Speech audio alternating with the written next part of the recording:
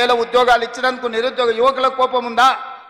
65 లక్షల మంది ఆడబిడ్డలకు పండుగ పూట సారే చీర పెట్టినట్టు ప్రతి సంవత్సరం 2 నాణ్యమైన చీరలను ఆడబిడ్డలను అందించినందుకు సారే చీర పెట్టినందుకు మా ఆడబిడ్డలకు నా మీద కోపం ఉందా?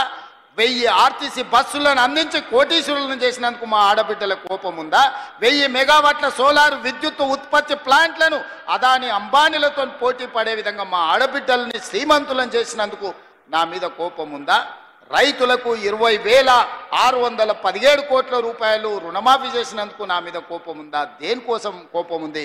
500 రూపాయల బోనస్ ఇచ్చినందుకు ఈరోజు రైతులకు నా మీద కోపం ఉందా అని అడుగుతున్నా. రైతు భరోసా నాడు 10,000 ఉంటే దాన్ని 12,000కు పెంచినందుకు ఈ రైతాంగానికి నా మీద కోపం ఉందా?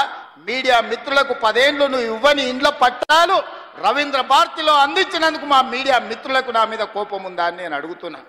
కొంతమంది దొంగలకు దోపిడీదారులకు ఉండొచ్చు, ఎందుకంటే ఈ దొంగలను ఉప్పు పాతరేస్తా దోపిడీదారులను తోలు తీసి బట్టలు ఇప్పదీసి రోడ్డు మీద నించో పెడతానందుకు కొంతమంది దొంగలకు నా మీద ఏమైనా కోపం ఉంటే ఉండొచ్చు.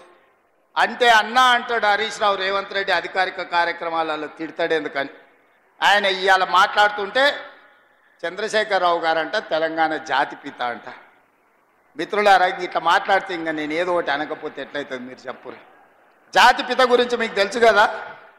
ఆ జాతిపితకు మందు వాసన పడుతుందా? గుజరాతుల్నే బంధు పెట్టించిండు, అవునా? ఆ జాతిపిత గాంధీ ఆశ్రమాలలో ఉన్నాడు, నిరాడంబరంగా ఉన్నాడు. మరి ఈ జాతిపిత వాసన లేకుంటే నిద్ర లేస్తాడా? ఆ జాతిపిత ఎక్కడ? ఈ జాతిపిత ఎక్కడ? ఆ జాతిపిత ఎక్కడో చిన్న చిన్న దళిత వాడల్లో జీవితం గడిపితే 100 ఎకరాల ఫామ్ హౌజుల్లో ఈ జాతిపిత గారు ఉన్నారు. ఈయన జాతిపిత ఎట్లయితాడని నేను అడుగుతున్నా. అసలు పోల్చుకోవడానికన్నా పొంతన ఉండాలి కదా. పులిని చూసి నక్క వాతలు పెట్టుకుంటే వాతలతోని నక్క పులి అయిపోతుందా? జాతిపిత అంటే ఎవరు? కొండా లక్ష్మణ్ బాబూజీ జాతిపిత అంటే ఎవరు? ప్రొఫెసర్ జయశంకర్ జాతిపిత. ఏ పదవి లేకుండా సర్వం త్యాగం చేసి ఈ దేశం కోసము, స్వతంత్రం కోసము, తెలంగాణ రాష్ట్రం కోసం సర్వం దారబోసిన కొండా లక్ష్మణ్ బాపూజీనో ప్రొఫెసర్ జయశంకర్ తెలంగాణకు జాతిపిత అవుతాడు తప్పితే నోరు తెరిస్తే